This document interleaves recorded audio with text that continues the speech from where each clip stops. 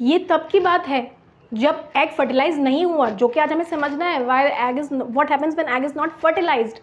But हो गया ना, तब की क्या कंडीशन है, तब हुई प्रेगनेंसी वाला वो। इसीलिए मैंने यहाँ बताया है प्रेगनेंसी जोन जो है आपकी वो कौन सी है, ये है। इसमें अगर आप इंटरकोर्स करें पार्टनर से कोई भी, तो वो बहुत चांसेस हैं कि फीमेल पार्टनर प्रेग्नेंट हो जाए। ठीक है। Hello everyone, welcome to CBSE booster. This is Nada Khan, your own teacher and mentor. So हमने लास्ट क्लास में अपने क्या करा है, हमारा how do organisms reproduce chapter चल रहा है, जिसमें कि हमने लास्ट क्लास में अपना क्या समझा है, फर्टिलाइजेशन के बारे में समझा है, कॉप्यूलेशन क्या होता है, फर्टिलाइजेशन कैसे होता है और फर्टिलाइजेशन के बाद क्या होता है। इतना हमने समझ लिया है अच्छे से। जिसने नहीं देखा है वो वीडियो को वॉच करे। ठीक है। अब आगे हमने क्या समझना है, ये तो तब की कहानी थी जब फर्टिलाइजेशन हो जाएगा, बट ज़रूरी थोड़ी है कि हमेशा ही फर्टिलाइजेशन हो। अगर फर्टिलाइज नहीं हुआ एग, तब क्या होगा। ठीक है। तो आज का टॉपिक मेन क्या है, what happens when egg is not fertilized, जो कि आपकी NCERT में अगला टॉपिक है कि अगर फर्टिलाइज नहीं हुआ तब क्या होगा। ठीक है। तो जब एग फर्टिलाइज नहीं होता है हमारा, पहले सबसे कम्प्लीटली पहले हमें ये समझना है कि कन्फ्यूजन हो जाता है मेंस्ट्रुअल साइकिल में और मेंस्ट्रुएशन में। दोनों डिफरेंट चीज़ है। साइकिल ये पूरी 28 डेज़ की होती है और मेंस्ट्रुएशन जो होता है, जो पूरा महीने एक साइकिल चलती है, उसके कई फेजेस होते हैं, उसको कंप्लीट को बोला जाता है मेंस्ट्रुअल साइकिल। ठीक है। और मेंस्ट्रुएशन उसका एक फेज़ है, उसका एक पार्ट है, तो इसमें कंफ्यूज नहीं होना है। ठीक है। तो हम जब हमारा एग फर्टिलाइज नहीं होता है तो मेंस्ट्रुएशन होता है। मेंस्ट्रुएशन क्या होता है, वेजिना के थ्रू ब्लड का बाहर आना। ठीक है। जब एग फर्टिलाइज नहीं हो पाया तो ब्लड के फॉर्म में सब कुछ जो भी टिश्यूज़ वगैरह थे और वो जो ओवर रिलीज होके आया था, वो इन सब का यूट्राइन वॉल का शेड होके बाहर निकल जाना, दैट इज़ मेंस्ट्रुएशन। अब हम इसको स्टेप बाय स्टेप पूरी मेंस्ट्रुअल साइकिल को, जो पूरी 28 डेज चलती है, उसको समझेंगे। फीमेल्स में हमारे साइकिल होती है जो हर मंथ चलती है, उसके कुछ फेजेस होते हैं। सबसे पहला फेज़ जो होता है, सबसे पहला फेज़ उसका कहलाता है मेंस्ट्रुअल फेज़। क्या कहलाता है, मेंस्ट्रुअल फेज़। नाम से ही पता चल रहा है, मतलब ऐसा फेज़ जिसमें मेंस्ट्रुएशन हो या मेंसेस हो, या जिसे जनरल भाषा में अमूमन कहती हैं गर्ल्स क्या, पीरियड्स हो रहे हैं। ठीक है। तो ये वो फेज़ है आपका। ये मैक्सिमम कितने डेज़ का होता है, 5 डेज़। 5 to 7 भी वैसे आप कह सकते हैं, बट 5 डेज़। ओके। कंप्लीटली कुछ गर्ल्स में जो है वो 7 डेज़ में वो होता है, इसलिए आप 5 to 7 डेज़ भी कह सकते हैं। ठीक है। तो ये है आपका मेंस्ट्रुअल फेज़। तो इसको हम क्या बोल सकते हैं, इसको हम बोल सकते हैं ब्लीडिंग फेज़। ठीक है। क्यों, क्योंकि इसमें ब्लीडिंग होती है, ब्लड आता है, इसलिए। अब क्यों होती है, कैसे होती है भाई, एग पूरा हमने लास्ट टाइम प्रोसेस समझा। स्पर्म कॉप्यूलेशन हुआ, स्पर्म मूवमेंट हुआ, स्पर्म पहुंचा, उसे ओवा मिला, उसने पेनिट्रेट करा उसमें। ठीक है। बट ये कब हुआ, ओवा में पेनिट्रेशन जब स्पर्म पहुंचा ना। अब जब नहीं मिला उसे स्पर्म, मान लो ऐसा कुछ नहीं हुआ, इंटरकोर्स नहीं हुआ, तो क्या होगा, ओवा तो रिलीज होगा, वो तो हमेशा होता है। ये साइकिल फीमेल्स में हमेशा चलती हैं, भले ही मेटिंग हो, कॉपुलेशन हो या ना हो दूसरे पार्टनर के साथ, बट उसकी जो ये साइकिल है ये हर मंथ चलती है। अब उसने जैसे होता है वैसे ही अपना क्या करा, ओवा रिलीज़ करा।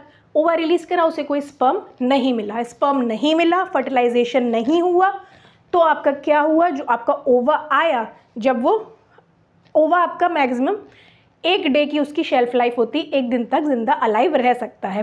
वो आया, वो नीचे खसक के जब यूट्रस तक पहुंचा, वहाँ पे यूट्रस जैसे कि वो अपने आप को प्रिपेयर कर चुका है, क्योंकि मैंने बताया यूट्रस हर मंथ अपने आप को प्रेगनेंसी के लिए, बेबी के लिए प्रिपेयर करता है।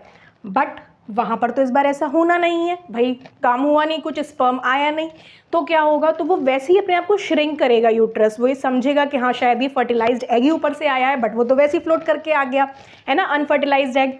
अब वो अनफर्टिलाइज्ड एग को ऐसे करके जब वो श्रिंक करेगा, श्रिंक करने में वो है नहीं आपका एम्ब्रियो, तो वो क्या होगा, वो अपनी वॉल को पूरा शेड कर देगा। जो उसकी वॉल है, जो लाइनिंग थिक हो जाती है, मैंने बताया आपको, हर महीने वो अपने आप को नरिशमेंट उसको एम्ब्रियो को प्रोवाइड करने के लिए वो अपने अंदर वेसल्स, ब्लड वेसल्स, टिश्यूज़ ये क्रिएट करता है। वो शेड कर जाती है, तो वहाँ पे वो ब्लड के थ्रू वो सब कुछ रिलीज़ हो जाता है बाहर। तो ये आपका किस में होता है, ये मेंस्ट्रुअल फेज में होता है। ठीक है, समझ में आया। अब इसके बाद जो अगला फेज आता है उसको बोल सकते हैं हम प्री ओव्यूलेटरी फेज। क्या बोलते हैं, प्री ओव्यूलेटरी फेज, या इसको और क्या बोला जाता है, इसको फॉलिकुलर फेज भी कहा जाता है। क्या कहा जाता है, फॉलिक्यूलर फेज। क्यों कहा जाता है फॉलिकुलर फेज, क्योंकि इसी में ही फॉलिकल्स फॉर्म होते हैं। ठीक है, देखो जब फीमेल बॉर्न होती है, बेबी, शुरू में बताया था मैंने, लास्ट क्लास में बताया था, उससे पहले भी बताया था, तब वो बहुत सारे अपने अंदर ओवाज लेकर पैदा होती है ना। बस जब वो प्यूबर्टी हिट करती है तो वो मैच्योर होने लगते हैं, रिलीज़ होने लगते हैं। वो उसके पास बिलियंस होते हैं और वो कुछ थाउजेंड्स में 60 to 80,000 रह जाते हैं प्यूबर्टी तक।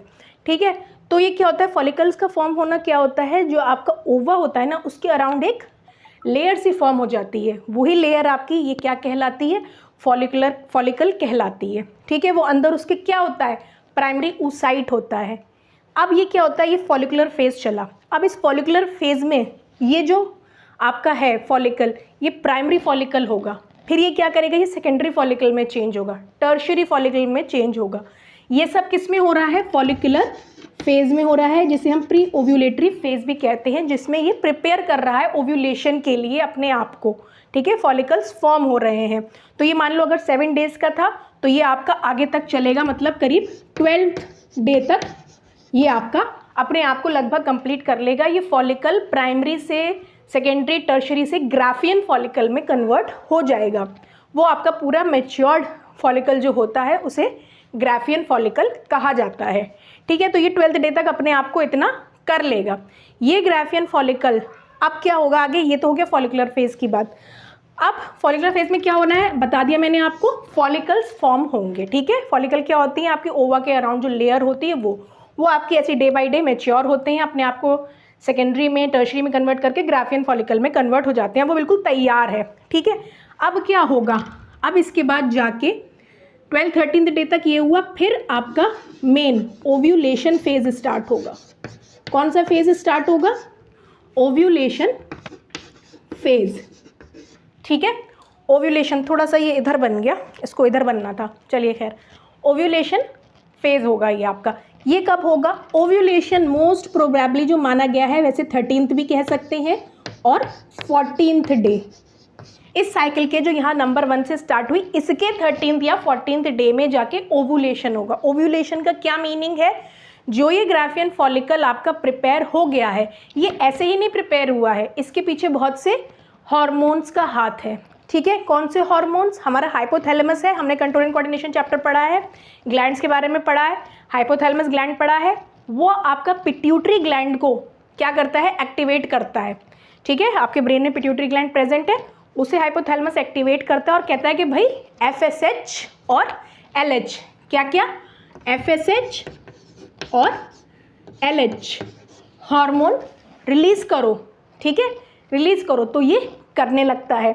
तो पहले तो यहाँ पे फॉलिकुलर, इस फेज में फॉलिकल स्टिमुलेटिंग हार्मोन, इसकी फुल फॉर्म होती है FSH की। ठीक है, फॉलिकुलर स्टिमुलेटिंग हार्मोन रिलीज़ होता है, अच्छे से एकदम सर्ज होती है, खूब हाई उस पर जाता है, उसी से ही ये फॉलिकल्स वगैरह फॉर्म होते हैं। ठीक है, जो ग्राफियन फॉलिकल आपका मैच्योर हो जाता है, वो इस टाइम इसने वर्क करा, इसको किसने एक्ट करा, हाइपोथैलेमस, उसको हाइपोथैलेमस ने किसको करा, पिट्यूटरी को, उसने ये रिलीज़ करा। ठीक है, इसी से क्या होगा ना, जो ओवरी होगी, ओवरी आपकी क्या करने लगेगी, इसकी वजह से ओवरी जो है वो एस्ट्रोजन हार्मोन पढ़ा था ना हमने, एस्ट्रोजन हार्मोन रिलीज़ करने लगेगी। ये एस्ट्रोजन हमारा आगे हेल्प कर रहा है किसमें, ओव्यूलेशन में। ठीक है, अब इतना समझ में आ गया, ओव्यूलेशन हुआ, ये 13th या 14th डे होगा। और ओव्यूलेशन का मतलब क्या होता है, ओवरी से एग का रिलीज होना इज ओव्यूलेशन, है ना। एग का रिलीज होना ही तो ओव्यूलेशन कहलाता है। तो मतलब ये जो बड़ा सा समझ लो ग्राफियन फॉलिकल फॉर्म हुआ, वो ब्लास्ट करेगा। ठीक है, वो ब्लास्ट करेगा ओवरी के अंदर, जब अंदर ही होकर तब वो ब्लास्ट करेगा, तो उसमें से हमारा ये क्या निकलेगा, एग रिलीज होगा। ठीक है, यही प्रोसेस, उसी ग्राफियन फॉलिकल का फटना और उसमें से क्या निकलना, ओवल रिलीज होना ही हमारा क्या ओव्यूलेशन कहलाता है। और ये कब होगा हमारा, ये 13th या 14th डे होगा। ठीक है, ये हो गया। अब वो ओवा चला, अब वो ओवा आगे जाएगा, उसको अगर स्पर्म मिलता है ना, वही वो फैलोपियन ट्यूब तक पहुंचेगा। जैसे हमने पढ़ा था ऑस्ट्रिया उसको लेंगी एग को, आपको मैंने पूरा जब एक्सप्लेन किया था हमें बताया था मैंने, ऑस्ट्रिया होते हैं वो उसको ले लेते हैं एग को और लेकर फैलोपियन ट्यूब में भेज देते हैं, है ना। एम्पुले वाले पोर्शन पे अगर स्पर्म मिल गया, फर्टिलाइजेशन हो जाता है, फिर वो जाइगोट जो है वो डिवाइड करके एम्ब्रियो बन के नीचे आके यूट्रस में इम्प्लांट हो जाता है। ठीक है, इसके बाद ही की कहानी है। इसी फेज में ये अब मान लो स्पर्म की लाइफ है, शेल्फ लाइफ है 3 दिन की, 72 घंटे की। ठीक है, एग की है 1 डे की, मिल गया तो ठीक है, हो गया। इसीलिए इसको सबसे बड़ा खतरनाक पीरियड कहा जाता है। 13th से लेके इसके 2-3 और दिन मान लो 17th डे तक। खतरनाक इन द सेंस इसको प्रेगनेंसी जोन कहा जाता है। इन डेज को क्या कहा जाता है, 13th डे से लेके 17th डे तक इसको प्रेगनेंसी जोन कहते हैं। क्यों कहते हैं, क्योंकि अगर इसमें सेक्सुअल इंटरकोर्स हुआ पार्टनर्स में तो बहुत चांसेस हैं इसी में कि वो प्रेग्नेंट हो जाए। ठीक है, ये इसीलिए ओवुलेशन के बाद का पीरियड काफ़ी इंपॉर्टेंट हो जाता है प्रेगनेंसी के लिए। अब ये हो गया आपका यहाँ तक। अब इसके बाद क्या होगा, अब इसके बाद जो होगा ना, ये कहेगा भाई बहुत हो गया एस्ट्रोजन बड़ा FSH, अब थोड़ा सा कम करना शुरू करो। तो ये हल्का सा डाउन करेगा, ये उससे बताएगा, फिर से एक्ट कराएगा पिट्यूटरी ग्लैंड से कि FSH का थोड़ा अब काम खत्म हो गया है लगभग, तो आप इसको थोड़ा कम करो। जब उसे ये कम करेगा तो जो दूसरा हार्मोन है यहाँ पे ल्यूटिनाइजिंग हार्मोन, अब इसको जो है बढ़ाना शुरू करा जाएगा। ल्यूटिनाइजिंग हार्मोन रिलीज ज़्यादा होना शुरू होगा, जो कि क्या करेगा, जो कि वही ओवरी से क्या कराएगा, प्रोजेस्टेरॉन हार्मोन रिलीज कराएगा। कहानी को लिंक करके समझना है, बहुत अच्छे से समझ में आएगी। प्रोजेस्टेरॉन, ठीक है, तो ये से रिलीज कराएगा। अब P से प्रोजेस्टेरॉन, P फॉर प्रेगनेंसी, ऐसे याद रखना है। ठीक है, ये भाई किसके लिए डिपेंड है, प्रेगनेंसी जो है वो इसी पे ही डिपेंड है। ठीक है, समझ में आई बात। P for pregnancy, P for progesterone. अब ये से जब ये रिलीज कराएगा तो इसके बाद अगर वही कंडीशन यहाँ पे, ये सबसे बढ़िया फेज है प्रेगनेंसी का, मान लो फर्टिलाइजेशन हो गया, तो फिर आगे जो है ये प्रोजेस्टेरॉन इसीलिए रिलीज होता है, ये अच्छे से एंडोमेट्रियल थिकनेस कर देता है। जो एंडोमेट्रियल वॉल होती है, लाइनिंग होती है यूट्रस की, मैंने आपको बताया था 3 लेयर्स होती है, उसमें अंदर वाली एंडोमेट्रियम होती है, उसको ये क्या करेगा, ये उसको एकदम थिक कर देगा। ठीक है, किस लिए कर देगा, प्रिपेयर करेगा भाई, किसके लिए, प्रेगनेंसी के लिए, कि भाई बच्चा आएगा हम उसको अच्छे से इम्प्लांट करवाएंगे अपने। ठीक है, थिक कर दिया। तो ये फेज जो यहाँ से इसके बाद का है, कौन सा, ओव्यूलेशन के बाद वाला 21th डे तक मान लो लगभग ये चला, तो उसके बाद जो आपका कंप्लीट फेज है लास्ट तक, वो आपका कहलाता है ल्यूटल फेज। इसीलिए कहा गया है क्योंकि इसमें ल्यूटल से ल्यूटिनाइजिंग हार्मोन जो है वो ज़्यादा रिलीज हो रहा है, इसीलिए इसको ये कहा गया है। इसमें अब क्या हुआ, ये तो जब होता जब प्रेगनेंसी हो गई होती, अब नहीं हुई। हमें तो यहाँ ये समझना है जब एग फर्टिलाइज ना हो तब क्या होगा, जब ये देखेगा कि भाई थोड़े दिन में 24-25वें दिन जाके क्या हुआ, प्रेगनेंसी, फर्टिलाइजेशन तो नहीं हो पाया, अब जाके मेरे समझ में आया, मैंने तो अपने आप को तैयार कर लिया था। तब ये कहेगा भाई अब तुम भी कम हो जाओ, तुम्हारा भी काम खत्म हो रहा है, ल्यूटिनाइजिंग हार्मोन और आपका प्रोजेस्टेरॉन, इस तरीके से आप भी थोड़ा डाउन होने लगो क्योंकि फर्टिलाइजेशन नहीं हो पाया है। और उधर जो ग्राफियन फॉलिकल ने अपने अंदर से वो निकाला था क्या, ओवा, उसका भी तो कुछ होगा, बेचारा फट गया, उसका जो चिथड़ा टाइप रह गया उसका भी तो कुछ होगा, वो भी उसके साथ साथ इधर क्या करता है ना, अपने आप को मैच्योर करता है, एकदम बड़ा कर लेता है 22nd डे तक, 23rd डे तक आके, फिर जो है वो धीरे धीरे वो भी छोटा होने लगता है हल्के हल्के, और बिल्कुल लास्ट में डिजेनरेट हो जाता है, उसका ये काम होता है। ठीक है, इधर ये ल्यूटल फेज में आपका ये सब चलेगा और ये लास्ट तक 28 डे तक कंप्लीट होगा, और इसमें आपका ये प्रेगनेंसी प्रिपेयर हुआ तो ठीक है, नहीं हुआ तो उसने अपने आप को स्पॉन्जी कर दिया यूट्रस को, उसमें अच्छे से ब्लड वेसल्स और टिश्यूज़ फॉर्म कर दिए। ठीक है, बट क्या हुआ, वो एग फर्टिलाइज नहीं हुआ, तो इसलिए इसका कोई फ़ायदा नहीं हुआ। नेक्स्ट टाइम फिर से वही होगा, जब वो ऐसी शेड आपका थिक सा हो जाएगा और फिर वो साइकिल लौट के इसी फेज पर आ जाएगी। यहाँ पे नहीं हो पाया फर्टिलाइज एग, तो फिर वो ब्लड की फॉर्म में अपने नेक्स्ट साइकिल में रिलीज हो जाएगा। वो सारी जो स्पॉन्जीनेस है जो उसने अपने को प्रिपेयर करा था इन सब हार्मोन्स की हेल्प से, वो फिर से शट डाउन हो जाएगा, उसके टिश्यूज़, उसके ब्लड वेसल्स, सब कुछ, और उस ओवा के साथ बाहर आ जाएगा जो फर्टिलाइज नहीं हो पाया। थोड़ा डिटेल में समझा दिया है, इतनी डिटेल आपके लिए ज़रूरी नहीं है, लेकिन फिर भी थोड़ा एक्स्ट्रा बताना अच्छा रहता है बच्चों को, इसलिए मैंने बता दिया। आपने इतना समझना है 4 फेज़ हैं, मेंस्ट्रुएशन हो जाएगा अगर एग फर्टिलाइज नहीं होगा। मेन बात क्या है, what happen when egg is not fertilize. Main बात ये है कि भाई जब एग फर्टिलाइज नहीं होगा तो पीरियड्स के थ्रू, मेंस्ट्रुएशन के थ्रू जो है ब्लड वेसल्स और टिश्यूज़ जो फॉर्म हुए हैं, यूट्राइन वॉल जो थिकनेस है, एंडोमेट्रियल थिकनेस है, वो शेड कर देगी अपने आप को, ब्लड के फॉर्म में फीमेल वजिना के थ्रू बाहर आ जाएगी मेंस्ट्रुअल फेज़ में, ठीक है। और उसी के बाद जाके जो है वो फॉलिकल्स फॉर्म होंगे, फॉलिकल्स फॉर्म करके मैच्योर होंगे, मैच्योर करके वो ब्लास्ट करेगा ग्राफियन फॉलिकल, तो फिर उसमें से एग रिलीज़ होगा ओवरी में से, जिसे ओव्यूलेशन बोलेंगे। ओव्यूलेशन जो है आपका जब हो जाएगा उसके बाद आपका ल्यूटल फेज चलेगा। प्रेगनेंसी हो गई तो ठीक है, उसके अकॉर्डिंग हार्मोन्स रिलीज़ होंगे, वो उसे सेट करेंगे, नहीं हुई तो दोबारा से यही साइकिल फिर से रिपीट हो जाएगी। समझ में आया? बहुत ईजी है, ऐसी बार बार इसको देखना करना, आपको अच्छे से याद हो जाएगी। इसमें भी और अभी डिटेल बताया जा सकता था, बट इतनी ही डिटेल एक्स्ट्रा है आपके लिए, तो आगे इतना और आपने नहीं समझना है, ठीक है। अभी के लिए इतना बहुत है। यही हमारी कंप्लीट क्या है, मेंस्ट्रुएशन साइकिल, ठीक है। ऐसे तो इसमें कॉर्पस ल्यूटियम जो फॉर्म होता है, ग्राफियन फॉलिकल जो कहते हैं, तो बहुत डिटेल्ड हो जाएगा, उसकी आपको रिक्वायरमेंट नहीं है।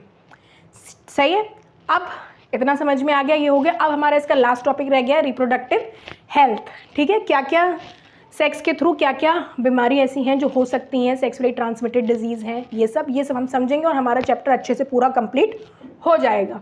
छोटा छोटा मैं इसलिए करा रही हूँ ताकि आप लोग अच्छे से देख पाओ, कम टाइम में, टाइम आपका इंपॉर्टेंट है, और कम टाइम में डिटेल में समझ में भी आ जाए आपको।